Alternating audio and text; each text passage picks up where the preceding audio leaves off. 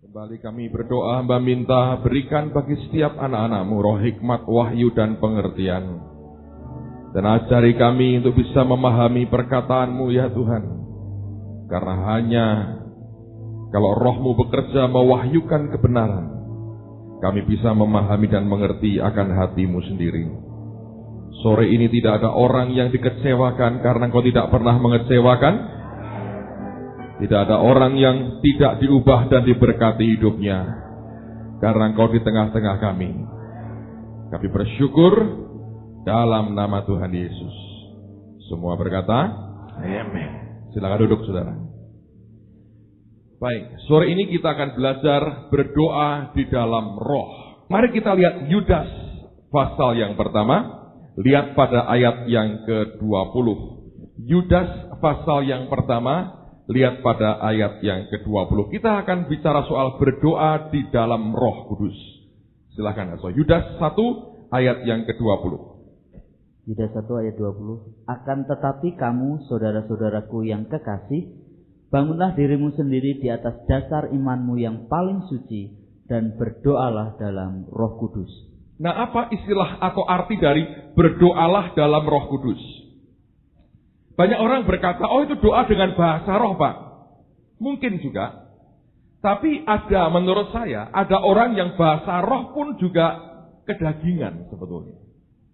Iya tak? Karena itu kan karunia ya, yang tunduk kepada kita. Karunia Nabi tunduk pada Nabi, ya tak? Jadi saya sewaktu-waktu saya bisa berbahasa roh. Menurut mau saya bisa berbahasa roh. Artinya bisa terjadi itu dari daging, walaupun itu gift, karunia. Dan I think tidak terlalu berdosa lah kita ngomong gitu aja ya. Tapi apakah itu yang dimaksudkan dengan doa dalam Roh Kudus? Banyak orang berkata, wah Pak, itu kalau orang dijamah Tuhan, bergetar-bergetar lalu dia berdoa, lalu kemudian itulah doa dalam Roh Kudus. Atau dia bernubuat setelah bergetar-bergetar, itulah doa dalam Roh Kudus. Saya pikir ada juga yang begitu, tapi juga ada yang kedagingan. Saya ceritain saudara, ini pengalaman true story. Makanya kalau ada orang yang ngalami apa-apa, bukannya kita menghakimi orang atau curiga, tapi ujilah setiap roh itu benar. Tahun 90 berapa itu ya? 7 atau 8 saya lupa. Itu kan mulai ada Toronto Blessing itu ya, kegerakan di Toronto itu. Saya pergi rombongan dengan beberapa teman, mungkin 7-8 orang. Kami ke Toronto dan didoakan sama-sama. Dari kami bertujuh, semua dijamah Tuhan, geletak, di bawah tergeletak gitu, dan ngalami indahnya hadirat Tuhan. Senang sekali doakan. Tiap hari kebaktian, kerjanya kebaktian, makan. Cuma itu kerjaan kami. Tapi ada satu teman, dia suami istri, ini istri yang dijamah Tuhan luar biasa, sampai mabuk roh. Bener-bener mabuk. Sudah nggak bisa jalan, mabuk bener. Kalau jalan itu goyang-goyang terus begini, malu juga sebetulnya. Dia ini keluarga yang cukup berada sebetulnya. Jadi untuk dia goyang-goyang kayak orang gila itu dia malu. Tapi dia bilang, saya nggak bisa ngapa-ngapain Pak. Gitu ya, dia ngalami jamahan Tuhan. Terus dia pulang, kami pulang ke Indonesia. Dan gereja dilawat Tuhan, saudara. Itu nggak sengaja. Pada waktu itu kami retreat sama-sama. Saya cuma cerita apa yang terjadi, saya ceritakan. Satu orang tiba-tiba ketawa sendiri terus nular. Wah, itu kacau. Sejak itu selama beberapa waktu kami mengalami seperti itu di kelompok-kelompok sel grup kami. Kami beri nama Mesbah Keluarga di gereja. Nah, lalu setelah beberapa waktu, keluarga ini juga ada Mesbah Keluarga di rumahnya. Yang datang campuran, baik orang-orang yang termasuk orang-orang yang mampu, tapi juga ada yang kurang mampu. Dari yang kurang mampu ada yang sungguh-sungguh memang dari pekerjaannya kita tahu memang ini orang tidak mampu. Nah, suatu hari, saya nggak tahu bagaimana, lagi nyembah Tuhan, mulai orang satu bapak ini yang memang secara ekonomi kita tahu dari pekerjaannya memang sungguh-sungguh dia itu tidak mampu lah ya. Tiba-tiba dia gerak, terus nubuat. Tahu nubuatnya apa? Orang kaya jangan lupa sama orang miskin. Orang kaya jangan lupa sama orang miskin. Orang kaya jangan lupa sama orang miskin. Wah, semua kan apa ini pesan Tuhannya? Orang kaya jangan lupa sama orang miskin.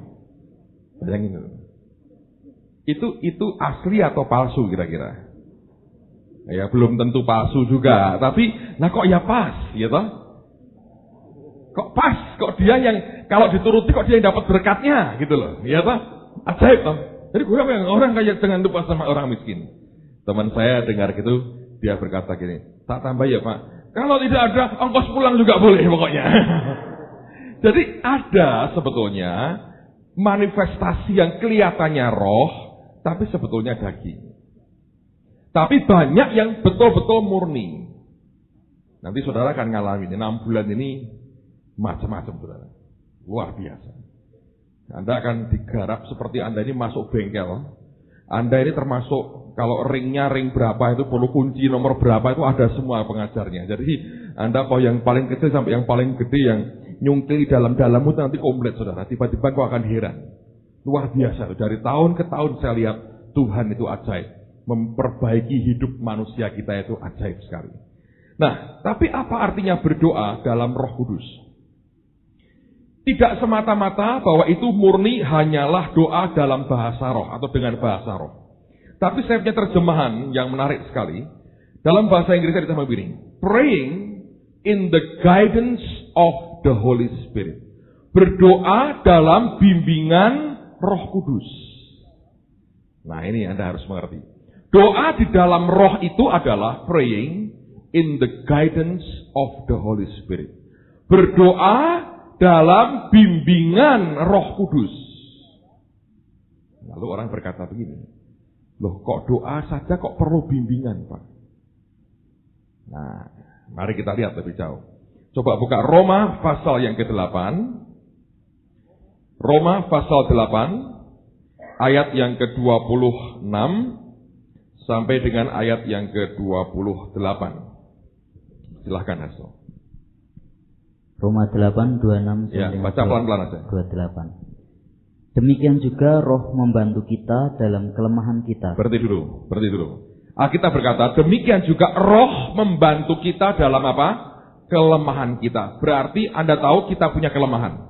Ya, kita tahu kita punya kelemahan dan roh yang membantu kita dalam kelemahan itu.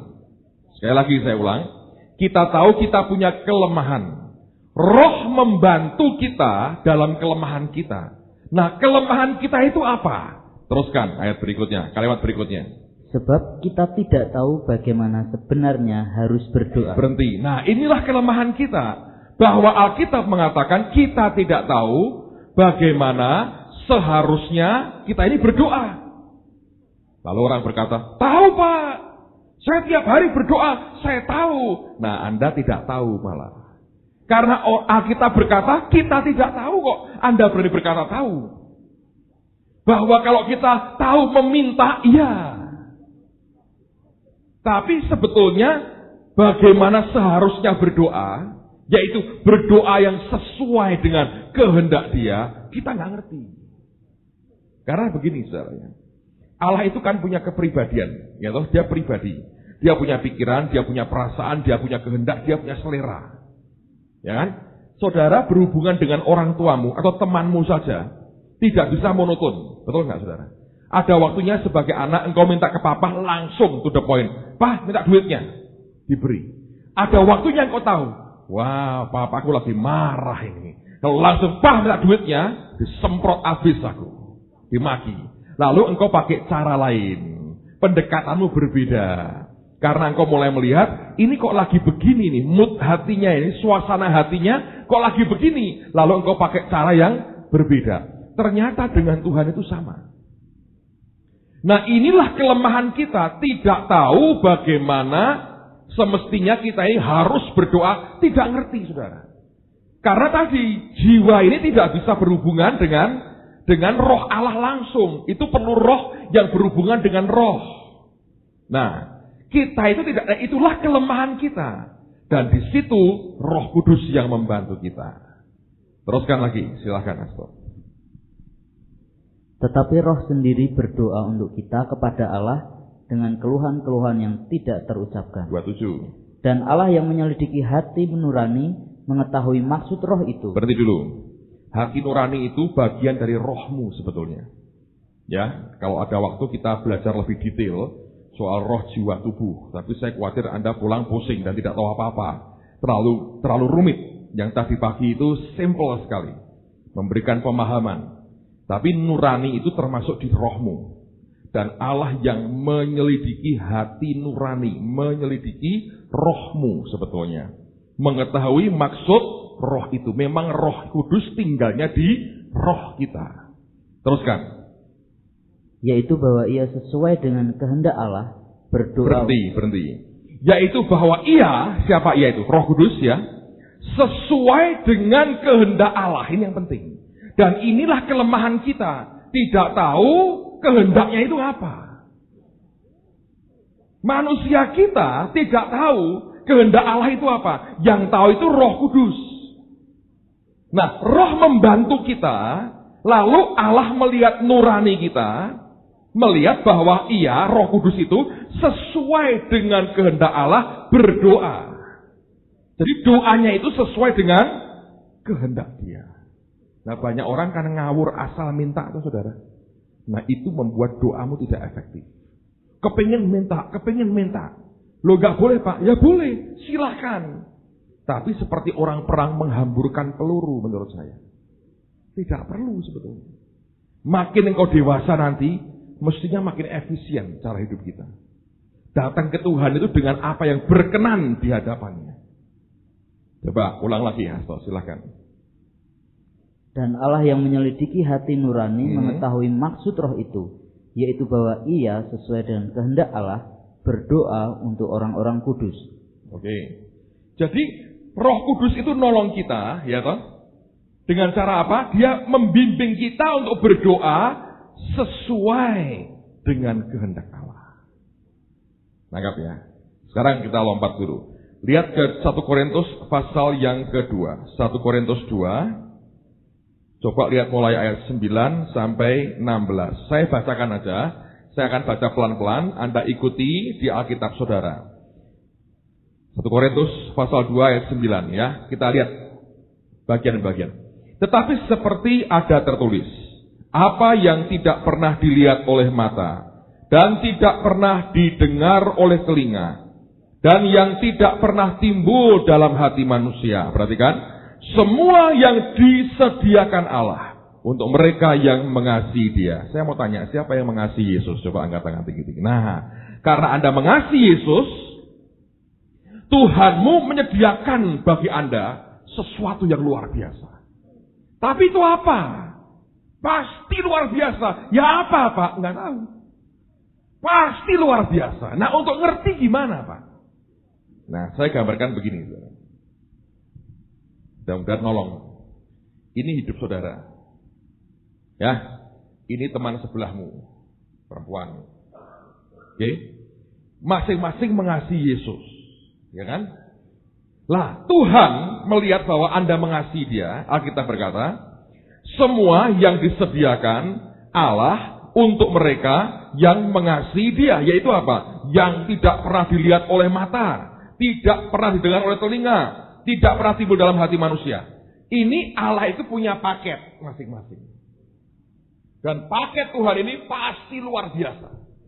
Tapi ini apa? Pertanyaan. Saudara, kalau engkau minta, sebetulnya dalam paket inilah yang engkau boleh minta. Tidak bisa will manusiamu itu, kehendakmu itu sembarangan minta. Nanti akibatnya apa? Jiwa jadi liar lagi. Tahu? Dan yang diminta jiwa tidak lebih baik dari yang disediakan Tuhan. Allah menyediakan yang terbaik bagi kita. Yang engkau inginkan tidak lebih baik dari yang Tuhan sediakan buat kita. Makanya tidak ada kerugian sebetulnya. Kalau kehendak kita ditolak Tuhan itu baik malah saudara. Sebab apa? Dia sediakan yang lebih baik buat kita. Tapi ini apa? Nah, ini pertanyaannya. Terus ayat berikutnya. Ayat 10. Karena kepada kita Allah telah menyatakannya oleh Roh. Jadi yang menyatakan bahwa ini tuh apa dalamnya itu siapa? Roh. Roh Kudus yang ngerti ini apa buat kita. Jadi Allah telah menyatakannya oleh Roh. Roh ini yang memberitahu kita. Ini loh yang Bapak punya bagimu. Terus lagi ya. Sebab Roh menyelidiki segala sesuatu, bahkan hal-hal yang tersembunyi dalam diri Allah. Kok bisa ngerti, Pak? Ya dia teliti. Dia kan roh Allah. Dia ngerti yang dalam diri Allah itu punya apa buat anak-anaknya. Dan roh itu diberikan Bapa kepada kita. Ini luar biasa sebetulnya, saudara. Jadi kalau Anda berdoa, harus dalam bimbingan roh ini. Supaya ngerti jatahmu ini apa. Karena dia yang neliti sebetulnya. Dalam diri Allah, dia punya apa buat kita. Kita sebagai manusia di jiwa ini tidak tahu. Karena yang berhubungan dengan roh adalah roh kita. Jiwa kita, pikiran, perasaan, kehendak tidak bisa langsung tahu. Harus dapat info dari roh kita yang diberitahu Roh Kudus. Nangkap saudara ya. Kalau belum terusin dulu, nanti kan ngerti lama-lama. Saya harap. Masih ada 6 bulan, tenang aja saudara. Alright, ayat yang keberapa sekarang? 11. Siapa gerangan di antara manusia yang tahu apa yang terdapat dalam diri manusia selain roh manusia sendiri yang ada di dalam dia? Demikian pula lah tidak ada orang yang tahu apa yang terdapat dalam diri Allah selain roh Allah. Jadi selain roh Tuhan nggak ada yang tahu. Bapak punya apa buat kita? Ya bebas, tapi apa? Nggak tahu. Nah kita minta yang mana? Yang tahu. Yang tahu siapa? Roh Allah. Terusin lagi. Kita tidak menerima roh dunia, perhatikan. Tetapi roh yang berasal dari Allah. Supaya apa? Supaya, apa saudara? Kita tahu. Tahu dari mana? Roh Kudus yang memberitahu. Supaya kita tahu apa yang dikaruniakan atau diberikan Allah kepada kita. Ya, sama toh? Ini loh. Anugerah Allah, karunia Allah buat masing-masing itu apa? Yang tahu roh. Roh Kudus itu memberitahu kita. Supaya kita tahu ini dalamnya apa. Sebab jiwa kita tidak ngerti. Sudah. Terus ya, terus lagi.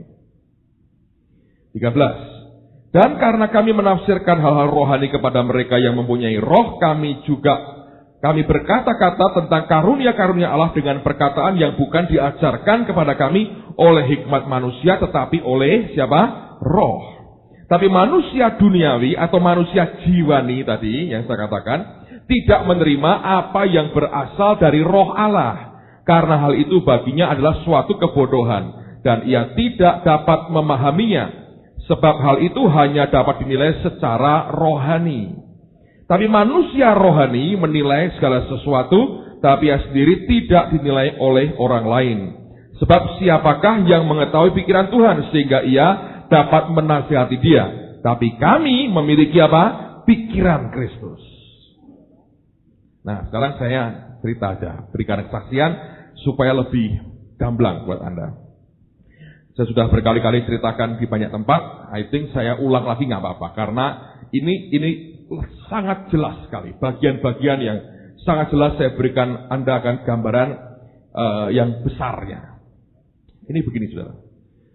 Pada waktu itu menjelang Krismon tahun 97, ya menjelang Krismon Ter tahun 97, saya masih tinggal di rumah lama. Kami dulu punya rumah pada waktu menikah di belakang gereja yang kami tempati.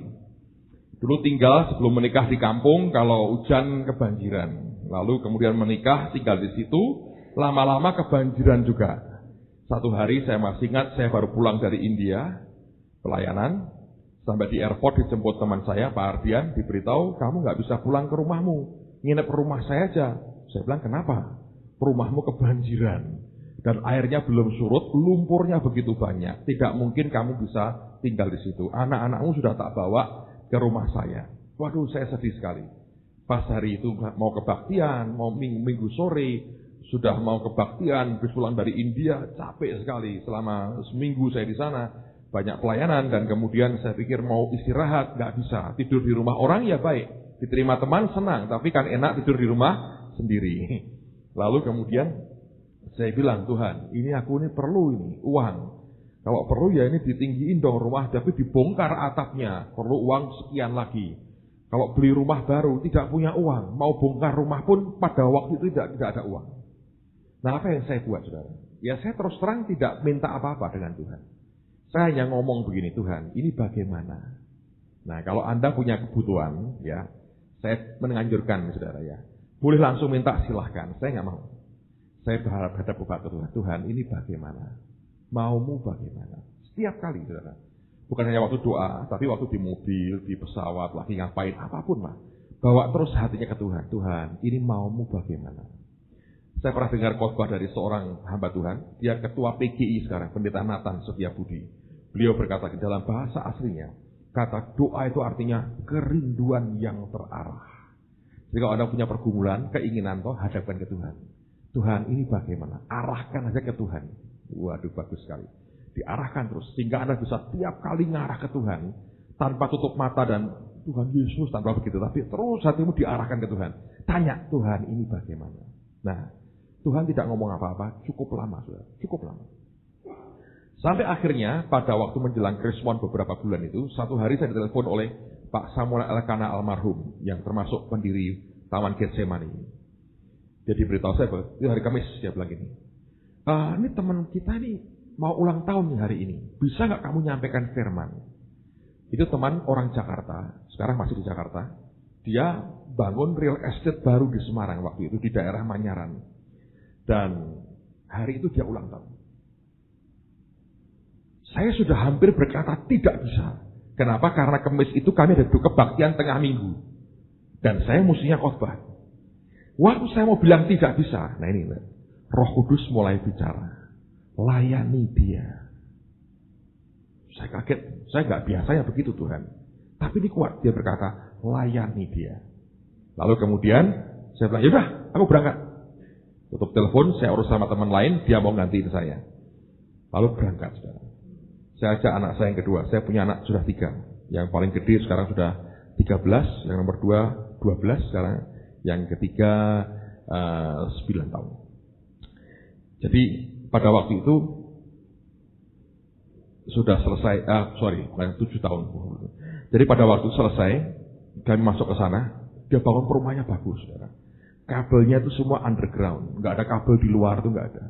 Dia bangun rapi sekali. Depannya itu pagarnya itu pagar hidup, tanaman hidup. Bagus sekali, dia bangun rapi sekali. Dulu waktu itu menurut saya yang paling bagus di Semarang dulu waktu itu. Sekarang sudah makin banyak yang mirip-mirip sama. Tapi itu bagus sekali, rapi sekali, tertatanya rapi sekali. Saya masuk tuh senang saya. Dan itu kan agak pinggiran kota dan di bukit sudah. Jadi tenang, buat pendeta bagus. Bisa merasakan hadirat Tuhan dan mendengar Tuhan bicara. Karena saya terlalu banyak ketemu dengan orang. Perlu waktu-waktu untuk tenang, keluar dari banyak keramaian. Itu tempat itu saya suka. Dari dulu saya lebih suka tempat sepi begitu. Karena saya, saya terlalu banyak lama tinggal di kampung dan tengah kota dengan ruwetnya banyak orang. Saya pikir tinggal di tempat yang sepi lebih enak. Saya lihat, wah bagus sekali. Dia tata bagus sekali. Terus kami duduk itu di tikar, di lapangan basket, di tempat terbuka yang dia bangun. Saya sampaikan firman, dia diberkati sekali. Dia bilang, Pak terima kasih, itu firman jawaban buat hidup saya. Lalu kemudian setelah itu kami makan sama-sama. Setelah makan, dia datang ke saya lagi. Bapak ini namanya Pak Hendri, di Jakarta datang. Dia ngomong begini sama saya, Pak, kapan Bapak mau pindah kemari? Wah, memang saya bilang, ini bagus tuh pendeta. Tapi gak punya duit. Saya pikir ini pasti ratusan juta rupiah. Saya bilang, mau ya, saya mau. Gak punya duit. Saya bilang, gak punya duit. Katanya melayani Tuhan Yesus yang kaya raya. Kok gak punya duit? Jadi kan serba susah, saudara. Jawaban paling enak apa? Tertawa. Itu artinya apa? Mau tidak punya duit itu? Itu jawaban diplomatisnya pendeta. Mau tidak punya duit, gitu kan, saudara?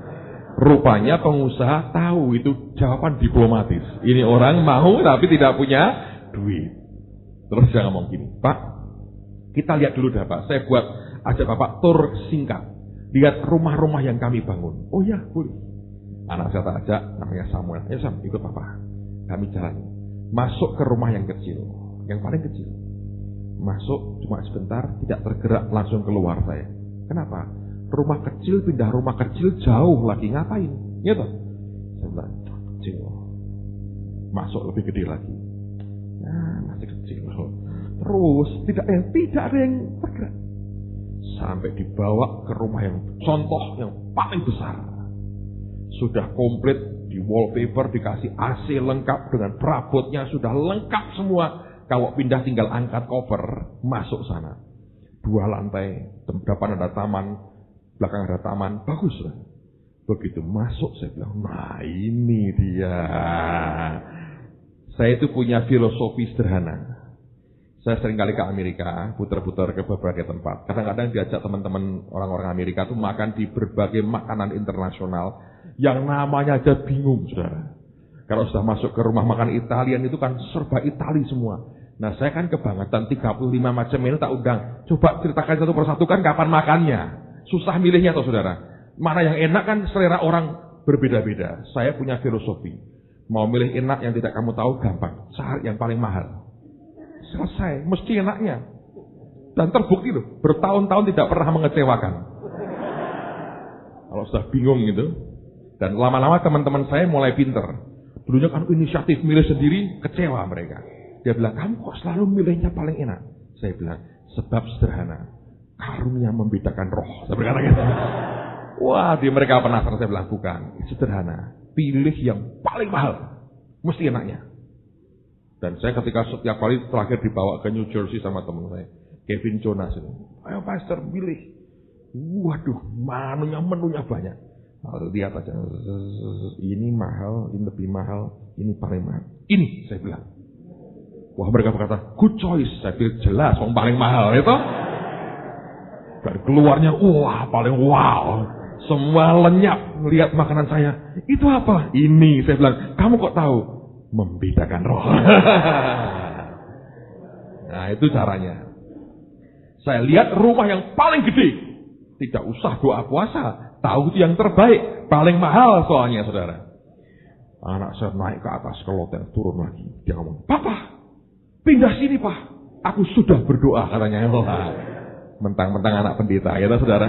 Kalau anak pengusaha, aku sudah menabung, Pak. Atau nanam saham. Anak pendeta sudah berdoa. Saya bilang, terus berdoa, Sam. Terus berdoa. Siapa tahu Tuhan tergerak hatinya oleh doa anak kecil, saudara. Papanya berpolitik juga, rupanya diam-diam dengan Tuhan. Saya lihat gitu, dia tanya sama saya akhirnya, Pak, dari rumah-rumah tadi yang kira-kira paling cocok buat Bapak yang mana? Oh, tidak perlu doa puasa. Saya bilang, yang ini paling cocok buat saya.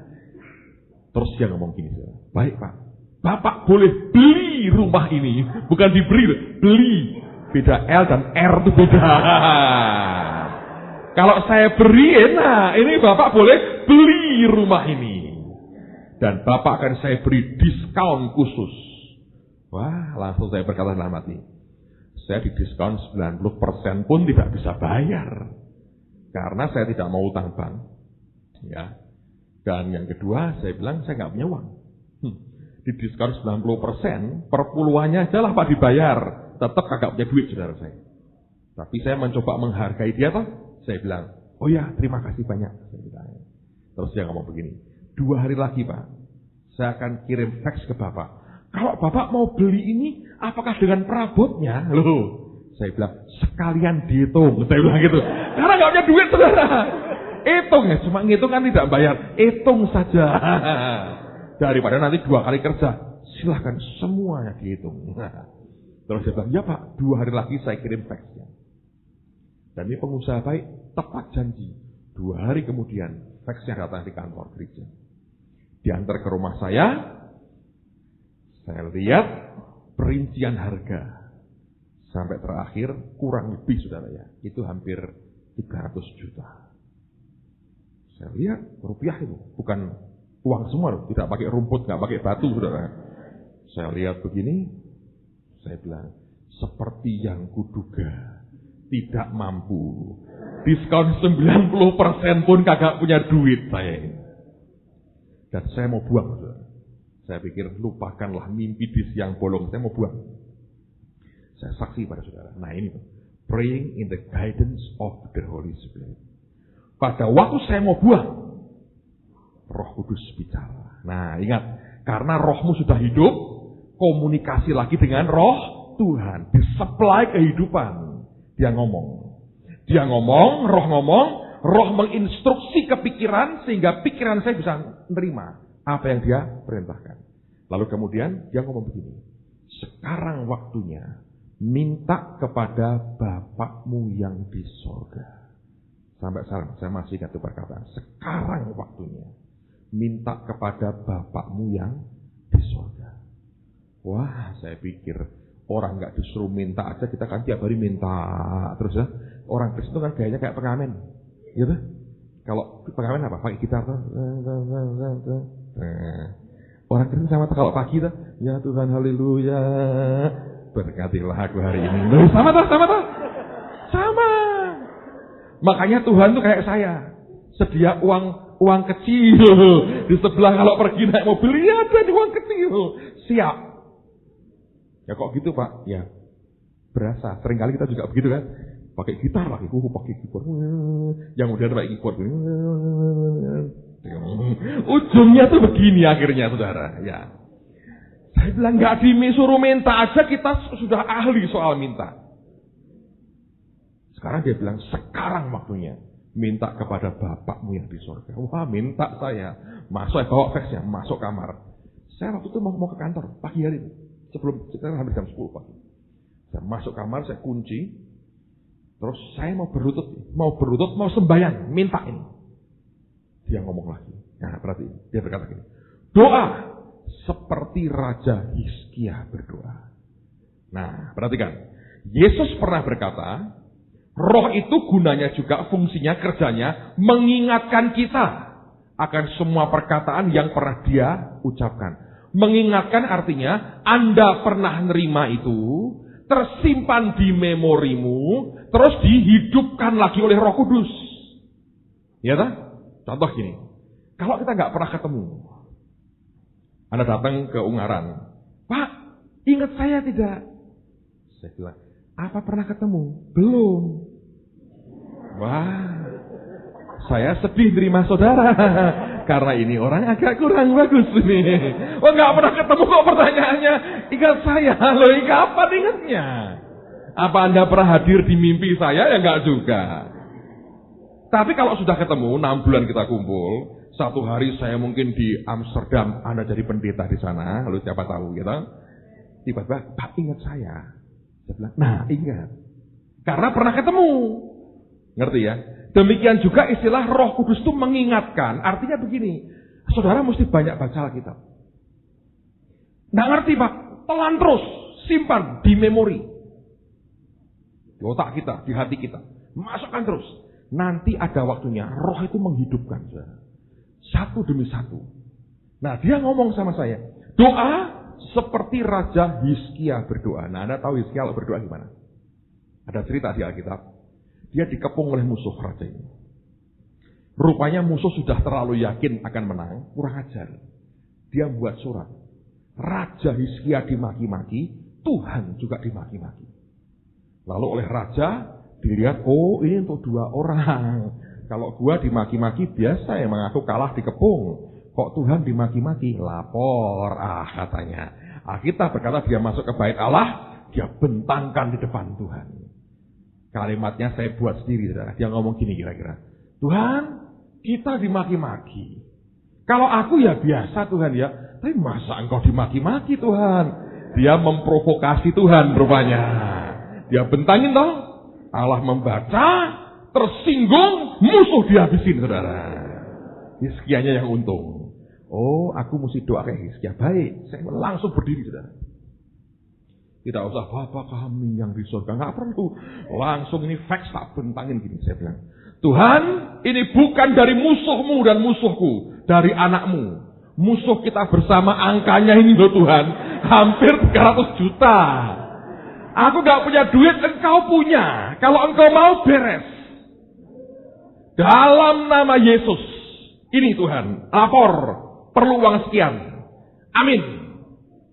Terus saya nggak lebih saudara ya, tak taruh di atas lemari. Kenapa Pak? Kalau Tuhan lupa dia lihat lagi. Oh segitu toh. Tapi serius nggak taruh di atas lemari, saya taruh di lemari saudara. Doa nggak sampai semenit itu, langsung keluar kamar saya. Amin, keluar. Hati saya damai sekali. Nah, Itu praying in the guidance of the Holy Spirit. Saya biarkan, tidak saya telepon. 2 minggu tak biarin. Saya seminar di Jakarta, nginep di sebuah hotel. Malam kedua, 2:30 pagi, saya dengan istri saya di kamar. Itu ada suara laki teriak di telinga kanan saya, keras sekali. 2:30 pagi. Taunya saya bangun, kaget, lihat jam 2:30 pagi. Dia teriak bilang ini, minggu ini aku kasih kamu rumah baru. Saya kaget. Saya bilang, siapa teriak-teriak? Kaget sekali saudara. Audible di telinga saya. Lihat jam 2:30, istriku tidur, nggak ada orang lain di kamar. Saya doa, saya bilang, Tuhan, kalau daripadamu, biar ini jadi. Engkau yang berjanji memberi aku rumah. Jadi aku akan diam menantikan engkau. Tidur lagi. Lusa saya pulang Kamis. Sore Pak Hendri di telepon saya. Telepon saya terima. Dia tanya begini. Pak, sudah terima fax saya? Oh sudah. Gimana Pak? Saya bilang, Pak, terlalu tinggi buat saya. Di luar kemampuan saya.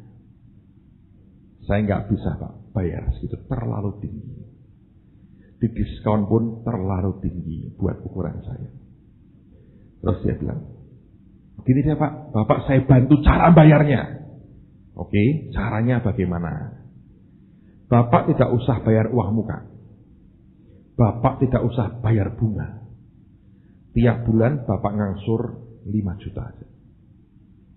Saya bilang, terlalu berat Pak buat saya. Oke, gini deh Pak. Tidak usah uang muka. Tidak usah bunga. Bapak bagi rata saja 5 tahun. Kira-kira tiap bulan 3,5 juta. Saya bilang, masih terlalu berat buat saya. Loh, soalnya kalau saya pindah, tambahannya banyak loh saudara. Ya toh? Pindah rumah lebih gede, lebih jauh dari kota, itu tambahan tiap bulannya lebih besar. Karena mesti ngitung itu. Terus dia tanya sama saya, nah Bapak kuatnya berapa? Coba Bapak ngomong, saya pertimbangkan. Saya nggak mau. Wah, saya nggak bisa Pak. Nggak mungkin saya nyebut angka. Loh nggak apa-apa Pak. Berapa aja Bapak mampunya, dan saya pertimbangkan. Saya bilang, nggak bisa Pak. Sebab begini saudara. Kenapa nggak bisa? Ada reasonnya. Saya kan tidak mungkin bilang, bagaimana kalau tiap bulan 10.000 rupiah Pak? Loh, bukan ngajak berantem loh saudara. Angka terakhir dia tawar 3,5 juta. Kalau mau nawar ya 2 juta kan wajarnya. 2 juta, 2,5 itu kan baru angka wajar. Gitu. Tapi kan nggak mungkin saya bilang, bagaimana ya Pak kalau 10.000 rupiah tiap bulan? Lah ini cuma nunggu Yesus datang lunasnya saudara. Kapan selesainya? Terus saya kan pasti pakai angka yang agak besar. Dia kejar, terus saya bilang, maaf Pak, saya tidak bisa beri angka. Dia bilang, kenapa? Terus saya ngomong ke saya berkata gini, Pak, saya ini hamba Tuhan. Harta paling berharga buat saya adalah, saya ingin punya hati didapati berkenan di hadapan Tuhan. Kalau saya janji dengan Bapak menyebutkan angka tertentu, maka dalam hidup saya ada target tambahan, yaitu uang. Betul. Kalau target rohani mungkin masih baik. Tapi kalau target uang, kalau saya sampai punya target uang, Pak, berarti bahaya buat saya. Siapa yang jamin kalau saya pelayanan, ya toh, pikiran saya tidak tertuju kepada uang? Nah mungkin. Mau nggak mau, saya mesti pegang janji saya. Mau nggak mau, suka nggak suka, saya mesti akan usahakan uang itu. Dan ini jumlahnya besar. Butuh waktu bertahun-tahun. Nah kalau tiap kali pelayanan mikirnya duit. Saya bilang rusak Pak hati saya. Kalau hati saya sudah begitu, tidak lagi berkenan di depan Tuhan. Saya bilang untuk apa? Di perumahan yang begitu bagus Bapak bangun. Tinggal hamba Tuhan yang hatinya sudah tidak berkenan di hadapan Tuhan. Saya ngomong lebih baik Pak buat saya. Tinggal di rumah kecil, kebanjiran ya nggak apa-apa. Tapi hati saya tetap benar di hadapan Allah. Daripada saya pindah rumah, akhirnya hati saya sudah serong di depan Tuhan. Dia ngomong apa? Betul Pak itu katanya. Malah ngerti dia. Sudah cerita, ini si A, si B, dia sebut nama. Wah kacau Pak sekarang. Nah saya bilang, Bapak sudah ngerti, uang itu bisa berbahaya. Kalau tidak dengan hati yang benar, berbahaya Pak. Terus kemudian dia bilang, wah Bapak benar sekali. Terus dia ngomong gini. Nah sekarang caranya bagaimana Pak? Supaya tetap Bapak bisa pindah kemari. Loh, saya pikir sudah selesai pembicaraan saudara. Dia kejar lagi. Saya bingung. Loh ini yang butuh rumah saya, tapi yang mengejar kok dia. Iya Pak. Ini yang butuh siapa? Terus saya ngomong begini, Pak, saya tidak minta gratis. Di dunia ini tidak ada barang gratis. Keselamatan kita juga tidak gratis. Yesus yang bayar buat kita. Tapi kalau Bapak mau berkati saya, caranya harus ekstrim banget. Kalau tidak Pak, lupakan saja. Jual ke orang lain, dan saya tidak akan kecewa. Wah itu dia mikir agak lama. Cara ekstrim banget itu gimana saudara? Setelah beberapa saat dia ngomong gini, sudah Pak gini aja. Tidak usah bayar bunga. Tidak usah bayar uang muka. Tiap bulan terserah berapa, sampai kapan terserah. Ada banyak beri banyak, tidak usah dibayar dulu nggak apa-apa. Terserah. Saya bilang, ya itu cukup ekstrim. Loh ya toh? Apalagi yang tambahan apa lagi setelah itu? Tiap bulan terserah berapa, sampai kapan terserah. Enak toh? Saya bilang, amin kalau itu saya mau. Terus saya bilang, Pak supaya yakin, kita buat tertulis ya Pak ya, agreementnya. Saya bilang, tunggu dulu. Saya tanda tangan itu kalimatnya ngomongnya bagaimana. Oh itu terserah Bapak yang buat sendiri. Saya tinggal tanda tangan. Itu lebih sempurna saya bilang. Karena kadang-kadang kalau Anda dengan bank atau dengan siapapun ya, Anda kalau sampai itu kontrak macam-macam pinjam itu ada klausula yang kecil dengan mikroskop baru saja kebaca, itu bahaya saudara. Itu threat-nya di situ banyak sekali kalau tidak hati-hati. Lalu saya hubungi, saya ngomong sama istri saya, pindah kita. Dia bilang, loh pindah mana? Rumah baru. Loh kita nggak punya uang. Aku tahu siapa yang bilang kita punya uang, tapi kita pindah. Loh kok bisa? Tuhan sudah ngomong. Saya bilang. Saya ceritakan, wah istri saya gemetar saudara. Aku gak punya duit loh. Aku tahu, tapi Tuhanku punya. Ini diatur Tuhan. Kamu tenang aja ya. Sudah aku tidak menentang, tapi aku di belakangmu saja. Kamu yang maju. Itu bijaksana, saya bilang. Saya ke rumah teman saya minta tolong. Dia sarjana hukum. Saya bilang, tolong buatkan perjanjian jual beli sementara. Dia tulis gini, pihak pertama, pihak kedua. Kamu beli dengan harga berapa? Sekian. Uang muka, jangan ditulis. Bunganya jangan ditulis. Berapa lama? Jangan ditulis. Tiap bulan jangan ditulis. Loh kok gak ada semuanya gimana? Saya bilang gini aja Pak ajari ya. Pokoknya saya kan pihak kedua membeli toh. Begini ya. Tiap bulan cara bayarnya tiap bulan akan diangsur sampai mencapai jumlah itu, berarti kan tanpa bunga ya toh. Sesuai dengan kesanggupan, kemampuan dan berkat Tuhan. Lu mana ada jual beli kok ada berkat Tuhan masuk, itu gak ada. Aku ini kuliah di bidang hukum bertahun-tahun. Gak ada tuh jual beli kok ada berkat Tuhan, itu kemampuan mana? Harus ada angkanya loh. Saya berkata, ini ilmu baru saya bilang. Kamu lulus, ini ilmu baru muncul. Ya gak mungkin mau saya bilang, please tolong buatin. Nanti tak tunjukin kalau dia mau tanda tangan atau tidak. Langsung dia buatin rangkap 2. Kasih materai. Saya bawa langsung ke tempat dia. Saya bilang, Pak, tolong dibaca dulu. Dia baca. Wah, bagus. Nah, bagus toh Pak. Bapak tanda tangan dulu. Dikira saya yang kepingin. Padahal juga kepingin sebetulnya. Tapi Bapak tanda tangan dulu. Saya ikut di sebelahnya. Oh siap. Udah tanda tangani 2 kali. Saya 2 kali. Dia pegang 1, saya pegang 1. Terus saya bilang, Pak, satu hal lagi dia bilang. Tolong segera pindah. Siap. Saya bilang. Beri saya waktu 1 minggu, saya pindah. 1 minggu siap-siap, tinggal angkat koper, basically. Karena semua sudah lengkap. Nyaris semua perabot saya tinggal. Saya angkat koper, pindah. Nah, pindah. Tiap pagi masuk rumah baru, istri saya kalau nyembah Tuhan, cuma ngerti 1 lagu. Apa itu? El Shaddai. Berkatnya melimpah karena dia tahu dia harus bayar ini 300 juta, nggak punya duit, dia perlu El Shaddai ini. Dan dia menghibur dirinya ya, tak usah aku takut karena aku takut sebetulnya. Dia nyanyinya tiap hari pakai gitar El Shaddai. Saya bilang, wah luar biasa kamu ini ya. Kamu kok takut sekali? Karena gak punya duit kok nekat kita ini. Loh, bukan nekat, ini perjanjian loh. Kamu sesuai dengan kemampuan dan berkat Tuhan loh. Dengan meterai ini. Gak bisa diusir kita. Dan rumah lama tidak dijual. Saya bilang, tenang saja. Tapi aku gak bisa, aku El Shaddai. Ya silakan, El Shaddai. Nyanyi terus ya. Tiap hari, berbulan-bulan saudara. Nyanyi El Shaddai. Saya saksi pada saudara. 6 bulan pertama. Kami bisa ngangsur 19 juta. Lumayan saudara. Berarti tiap bulan 3,5 juta. Tanpa ngoyok, tanpa ngotot. Ada berkat bayar ini, ada berkat bayar, ada berkat bayar. Tiap bulan 3,5 juta, 3,5 juta, 3,5 juta. Setelah 6 bulan, ada teman itu kurang ajar. Ngomong sama saya begini. Kalau saya pikir ya, kamu ini orang yang menghalangi kedatangan Yesus kedua kali.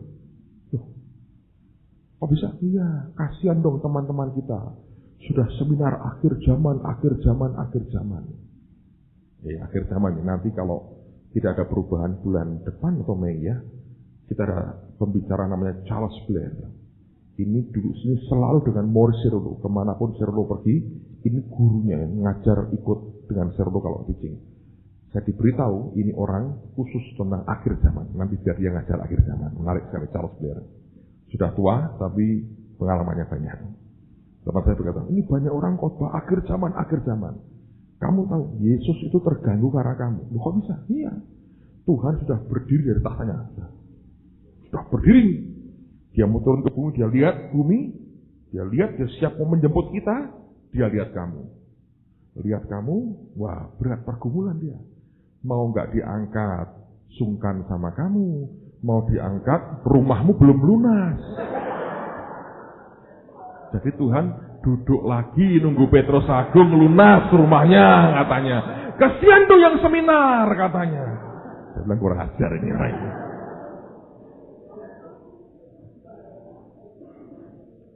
Yang tersinggung bukan saya loh saudara. Tuhan rupanya. Padahal itu orang bergurau. Gak lama setelah itu, beberapa hari kemudian, saya lupa persisnya. Lagi turun dari perumahan saya dengan mobil, turun ke bawah, mau ke gereja saya. Di tengah jalan, Tuhan ngomong sama saya. Semua kekurangan pembayaran rumah, selesaikan. Diperintah. Saudara ngapain? Wah, saya ngomong gini, amin Tuhan. Tapi berkatin dulu. Pakai apa ngelunasi? Ya toh? Mau saya berkati. Nanti aku lunasi. Gak ada cara lain. Tapi saya bersaksi pada saudara, sejak hari itu, sisa pembayaran saya itu lunas dalam waktu 3 bulan, saudara. Bayar. 3 bulan. Yang 19 juta itu 6 bulan. Sisanya 200 sekian puluh juta itu dalam 3 bulan selesai. Itu orang berkati saya. Itu uang kayak nggak ada nilainya. Masuk puluhan juta tiap minggu. Terus sudah. Satu di antaranya saya terima di Jakarta. Saya seminar di Jakarta. Besoknya saya dengan istri saya mau ke Kamboja. Kami punya misionari di Phnom Penh satu. Jadi saya bilang, ayo tengok India. Mau terbang ke Phnom Penh besoknya. Saya mau khotbah, saya ke kamar mandi dulu sudah. Di kamar mandi, maaf ya, di WC pria nih sudah. Kan berjejer-jejer begini kan tempatnya. Kan terbuka begitu. Persis saya selesaikan pekerjaan saya, ada orang mau menyelesaikan pekerjaannya. Ketemu saya di toilet, shalomnya di toilet saudara. Habis shalom tangannya dulur ke saya kaget sekali. Dia bilang, Pak, ini ada berkat buat Bapak. Oh ya, saya masukin ke Alkitab. Saya khotbah, saya lupa. Tak masukin tas, saya lupa sampai besoknya saya sampai di Kamboja. Sampai di Kamboja diberitahu teman, Pak, jangan duduk atau bertidur dekat jendela, Pak. Kasurnya taruh di tarik tengah. Kenapa? Ini masih tembak-tembakan rame. Dulu zaman itu masih seru sekali. Kepala merah masih banyak berkeliaran. Jadi mereka masih perang. Jadi kalau Bapak dengar tembakan, segera digeser saja Pak itu kasurnya ke tengah. Nanti takutnya peluru nyasar katanya. Oh iya, malam itu bukan dengar tembakan, tembak-tembakan. Dekat sekali saudara. Jadi saya geser kasurnya, jadi nggak tidur kita. Wah, ini kalau nyasar pelurunya gimana nih? Tegang juga. Terus saya baru ingat, ada orang berkati kita. Saya ambil di Alkitab, satu orang ngasih saya giro, saudara, 75 juta rupiah. Jadi orang ngasih puluhan juta terus. 3 bulan lunas. Pada waktu puncak Krismon, selesai. Waktu saya lunasi, teman saya ini nangis. Dan dia ngomong sama saya, Pak, saya pikir saya membantu pendeta. Tapi ternyata dengan Bapak membayar seperti ini, Bapak membantu saya. Saya butuh uang kontan, Pak. Tapi begitu setiap kali saya butuh, Bapak beri saya sekian puluh juta. Saya tidak menyangka, Pak. Semua terhenti. Saya pikir saya mati. Saya pikir saya bantu pendeta. Ternyata pendeta membantu saya. Terus saya tanya gini, apa ada Pak pendeta lain yang butuh rumah seperti Bapak? Loh, kalau Bapak rekomendasi syaratnya persis kayak Bapak, tidak masalah. Bayangin, ada yang butuh rumah, saudara? Biasa. Luar biasa. Nah, itu praying in the guidance of the Holy Spirit. Amen, saudara. Tuhan luar biasa. Sekarang bukan cuma satu. Tuhan tambahi tanah sebelah. Bangun lagi. Tuhan tambahi 2 kapling lagi di belakang. Jadi akhirnya saya ambil 4 kapling. Sudah lunas semua hari. Saya beri, ambil aja terserah, pokoknya sesuai dengan kemampuan dan berkat Tuhan, katanya. Dia pintar sekali, saudara. Coba diangsur sama orang biasa kan minimal setahun tanpa bunganya. Dengan saya nggak pakai segitu. Luar biasa.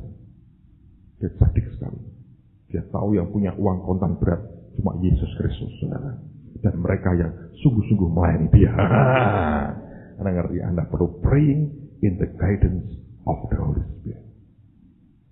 Kalau enggak, kita enggak efektif. Saya enggak perlu teriak-teriak, meminta-minta. Enggak perlu. Dia ngerti, paket buat saya ngerti. Bagian kita mengasihi dia. Ini kan disediakan bagi setiap orang yang mengasihi dia. Bagian kita apa? Cintai dia. Ini ngembang nih paketnya ini. Yang tahu siapa? Roh Kudus. Nanti dia ngomong ke kita. Dia pimpin kita. Step by step. Tanpa berkeringat. Saudara akan melihat kemuliaan Tuhan yang luar biasa. Amen, saudara. Dan saya bebas ngomong begini. Sebab di gereja kami, saya tidak apa-apa. Kami semua pendeta kami terima gaji dari gereja. Ada angka tertentunya.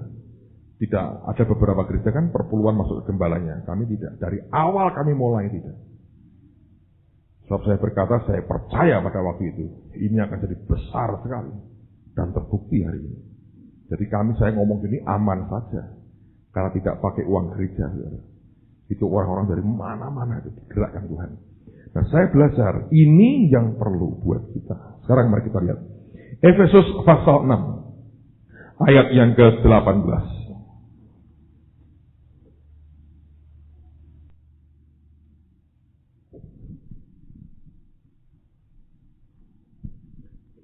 Efesus 6 ayat 18. Dalam segala doa dan permohonan, berdoalah setiap waktu di dalam roh, dan berjaga-jagalah di dalam doamu itu dengan permohonan yang tak putus-putusnya untuk segala orang kudus.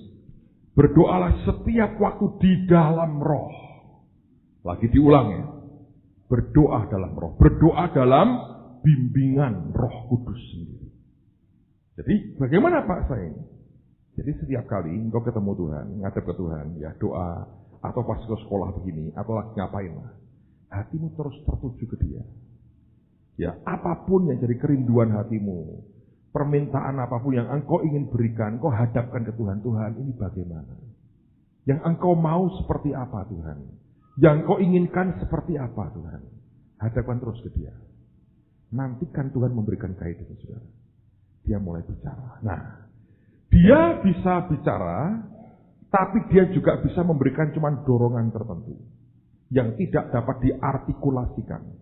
Itu yang namanya keluhan yang tak terucapkan tadi. Karena itu Anda perlu lihat di 1 Korintus 14. 1 1 Korintus 14 ayat 14 dan 15. 1 Korintus 14 ayat 14 dan 15.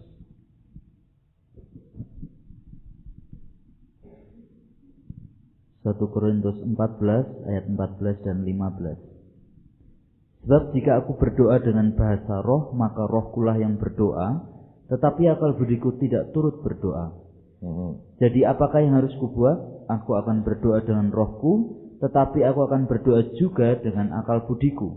Aku akan menyanyi dan memuji dengan rohku, tetapi aku akan menyanyi dan memuji juga dengan akal budiku. Nah, perhatikan, kita tahu akal budi itu di mana letaknya? Di jiwa kita. Oke? Jadi begini, ini ada dua macam, saudara. Kalau Roh Kudus ngomong kayak tadi ya, dia berkata, sekarang waktunya minta kepada Bapakmu yang di surga. Itu kan dia ngomong. Dia ngomong, jiwa saya bisa nangkap. Oh, dia ngomong begini. Langsung saya berkata, ya, saya buat. Terus saya masuk kamar, saya mulai berdoa. Itu berdoa dengan akal budi, tapi tetap bukan dengan inisiatifnya akal budi. Lain. Tetap roh yang memberikan bimbingan, tapi akal budi jiwa kita bisa nangkap. Oh, Tuhan maunya begini. Sebab dia ngomong. Dia ngomong, roh kita nangkap, jiwa kita bisa ngikuti. Oh, maunya begini. Itu terus berdoa dengan akal budi. Saya kan pakai begini, saya kedengar kan akal budi semua, saudara. Iya toh?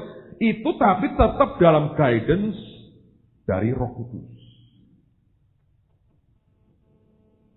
Jadi ini mungkin berbeda dengan banyak yang dibuat orang. Kamu doa ini ya, kamu doa ini bagi-bagi semuanya. Ya baik juga. Dosa enggak.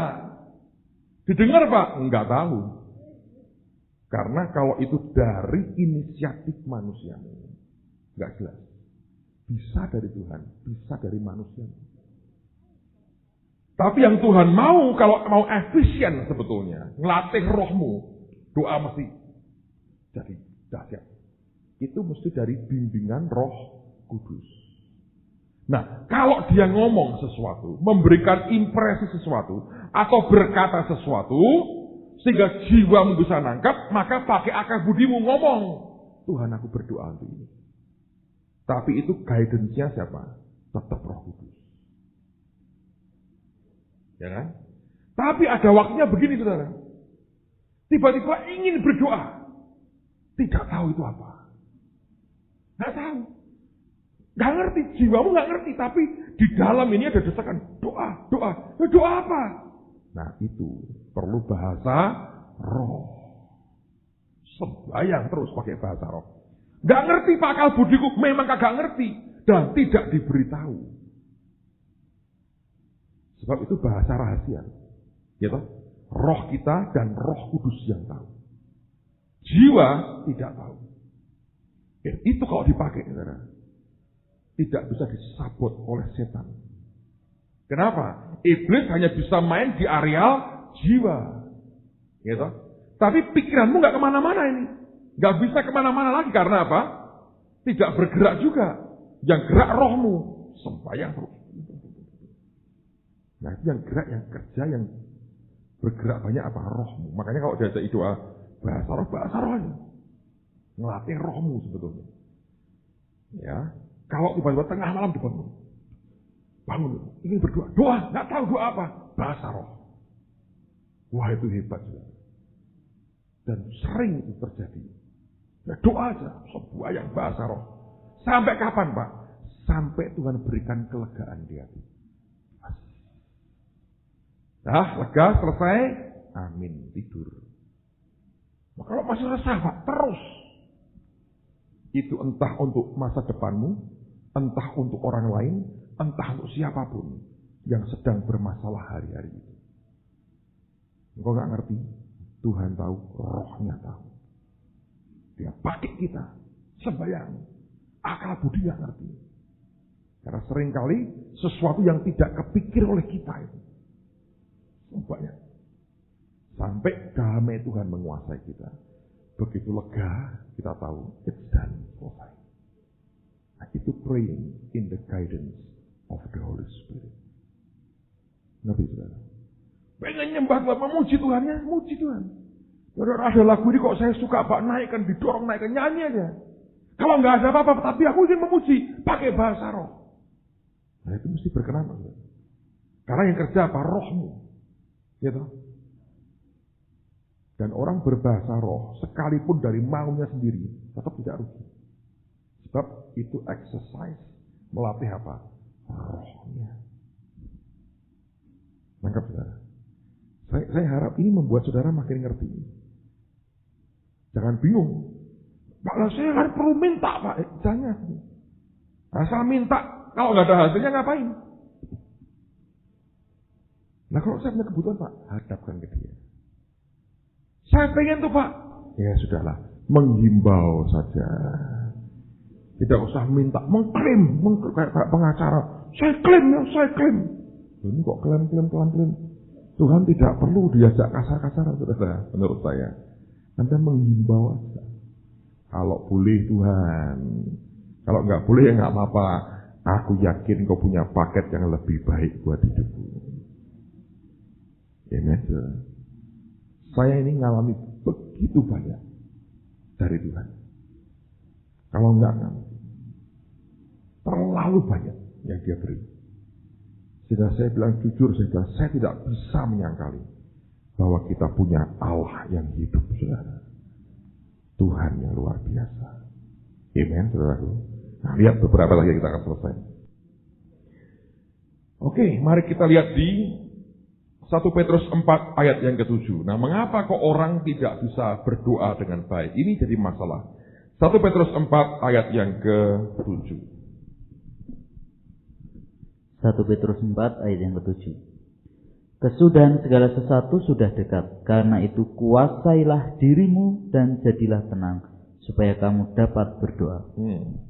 Alkitab berkata, karena itu kuasailah dirimu dan jadilah apa? Tenang, supaya dapat berdoa. Banyak kali kita nggak bisa berdoa, tidak bisa mendengar roh bicara. Kenapa? Karena gejolak jiwa kita terlalu keras. Wah, gejolaknya kerasnya luar biasa. Nah, kalau gejolaknya terlalu banyak, nggak bisa, suaramu sendiri yang terdengar. Contoh nih, kalau ke pasar dimanapun lah, Anda tahu ada orang-orang jual kaset dangdut apapun ya, ada speakernya gede-gede. Coba ngobrol berdua dengan temanmu di depan speaker, kencengnya luar biasa. Nanti Anda ngomong kayak orang berantem. Tahu nggak ya? Iya ya. Berantem, saudara. Gimana? Nggak jelas. Kenapa? Ada suara lain yang lebih kencang yang Anda dengar. Seringkali yang kencangnya luar biasa itu suara jiwa kita, pikiran kita sendiri, kehendak kita, perasaan kita, kencangnya luar biasa. Nah, dia bilang, kuasai diri supaya tenang, sehingga bisa berdoa. Hari-hari ini saya lagi terus menghadapkan ke Tuhan. Saya juga punya kerinduan yang terarah. Tahun lalu, bulan April seperti ini, Tuhan perintahkan saya untuk beli tanah dan kelak bangun gereja baru. Yang sekarang sudah tidak muat, pagi sore sudah padat sekali dengan orang. Sabtu juga sudah ratusan, kira-kira mungkin hampir 800 anak muda tiap Sabtu.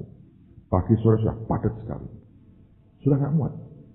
Dan Tuhan perintahkan kami bangun gedung yang kelak bisa muat sekali kebaktian 12.000. Izin sudah keluar, 4 hari keluar izin gereja.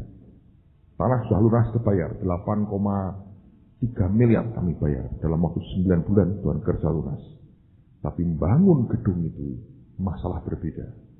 Sebab at least kita butuh 50-60 miliar. Dan tidak punya uang sampai hari ini, saudara. Jadi saya bilang, Tuhan bagaimana? Orang tanya, Pak, kapan bangunnya? Iya ya, kapan ya bangunnya ya? Nggak tahu. Ya, orang gila loh. Nggak apa-apa. Saya juga nunggu Tuhan hari-hari ini. Apa yang engkau mau? Mungkin dalam 6 bulan ke depan, Anda akan lihat sesuatu di tengah-tengah kita. I don't know. Tahun lalu lihat kami beli tanah. Dengan cara Tuhan yang ajaib. Coba waktu lunas, mereka sudah selesai. Karena kan baru lunas persis bulan Maret yang lalu. Bulan lalu kami lunas. Tapi Tuhan itu Allah yang luar biasa. Anda punya pergumulan, saya juga punya. Anda punya kerinduan, saya juga punya. Anda punya angka tertentu, saya sudah beritahu, saya punya 50 sampai 60 miliar. Anda mau ikut bantu, saya berterima kasih. Lalu saya bilang, saya nggak tahu mesti berbuat bagaimana. Saya tunggu Tuhan. Menanti-nantikan dia. Apa yang dia mau bicara hari-hari ini.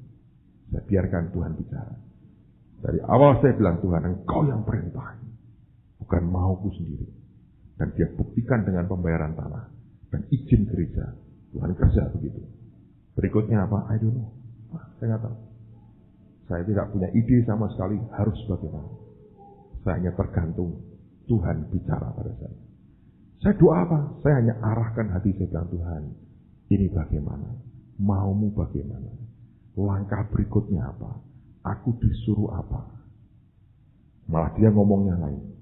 Dia malah berkata apa? Beri makan orang-orang miskin. Dan gembalakan domba-dombaku. Ini betul. Untuk kamu serius gitu. Meningkat cepat sekali. Kami sudah tembus 5.000 tiap minggu. Ibadah kami di Semarang sudah tembus angka 5.000. Dan itu akan makin cepat sudah. Makin cepat. Begitu dirawat betul. Kasih perhatian ke jemaat. Kembangnya naiknya luar biasa. Tiap bulan itu puluhan orang dibaptis. Dan itu cepat sekali. Saya lihat anugerah Tuhan luar biasa. Paskah lalu rekor. Menurut rekor kami itu mungkin hampir 6.000 yang datang. Kami punya beberapa satelit di Semarang. Total hampir 6.000 yang datang. Saya bilang Tuhan itu ajaib. Dan saya berkata bahwa lakukan yang dia perintahkan. Sekalipun kelihatannya arahnya berbeda dengan yang kita butuhkan. Itulah doa di dalam roh. Jadi mulai malam ini, apapun kerinduanmu, jangan ngotot, pokoknya begini. Nanti kita belajar langkah demi langkah. Saya mulai minggu depan akan ngajar lagi. Dan selama seminggu itu, saya mau bawa saudara ngerti, kenal Tuhan. Langkah demi langkah. Itu akan jadi pemahaman yang akan sangat luar biasa. Membawa Anda hidup berjalan dan bergaul dengan Tuhan. Amen. Nah, tutup Alkitab saudara. Haleluya. Apakah TV-nya bisa diusahakan? Sudah dipasang, sedang dipasang. Mari ini hasil dari saudara, persembahan gereja-gereja loh. Jadi soal kok nonton sinetron loh, ini lain soalnya, bukan sembarang sinetron. Terus kalau gitu tiap seminggu sekali Pak kita programkan. Nah, itu dalam kedagingan, tidak dalam roh saudara. Kita harus diajar, kita mau belajar praying in the guidance of the Holy Spirit. Amen. Mari berdiri sama-sama saudara.